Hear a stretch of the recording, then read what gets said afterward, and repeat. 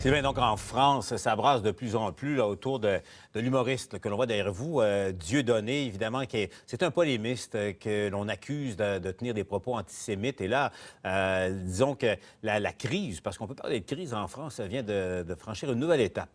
Tout à fait. Il y a des villes maintenant qui interdisent la tenue de son spectacle. Vous savez qu'il doit commencer une tournée à compter de jeudi prochain. La ville de Nantes, qui est la première ville de cette tournée-là, vient d'interdire ce spectacle-là, mais il n'a pas dit son dernier mot. Sur le site du quotidien Le Parisien, on a la France, évidemment, et toute une série de villes où, en rouge, il est interdit maintenant de donner son spectacle. On parle de Nantes, de Tours également, Orléans, Bordeaux et d'autres municipalités. Donc, c'est vraiment un personnage extrêmement controversé. Dans son spectacle, il tient des propos antisémites, racistes. C'est sa marque de commerce, d'ailleurs, provoqué jusqu'à parfois déraper.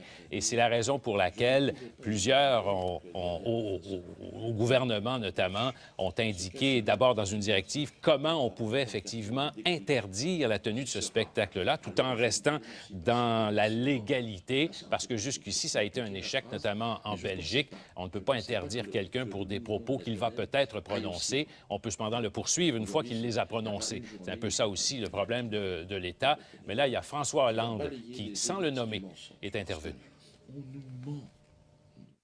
Je demande aux représentants de l'État, en particulier au préfet, d'être vigilants et inflexibles, pour que nul ne puisse utiliser le spectacle à des fins qui seraient de la provocation et de la promotion de thèses ouvertement antisémites.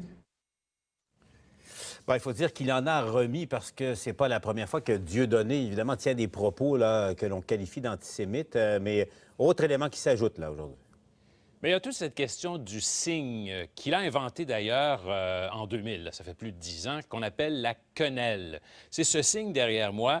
Lorsqu'il est fait par un joueur, par exemple, de soccer ou par quelqu'un dans un contexte général, ça peut passer par ce qu'on appelle un bras d'honneur anti-système. Il est vraiment anti-système, cet homme-là. Mais lorsqu'on l'utilise, et on le voit de plus en plus dans des situations où il y a une signification vraiment antisémite, comme à Auschwitz, par exemple, où ce signe est fait devant une institution particulièrement reliée, par exemple, aux Juifs, alors ça devient vraiment un geste antisémite. Et là, on commence de plus en plus à vouloir dénoncer ce geste-là qui apparaît comme un signe nazi inversé. Et c'est la raison pour laquelle ça fait polémique aussi. Merci, Sylvain.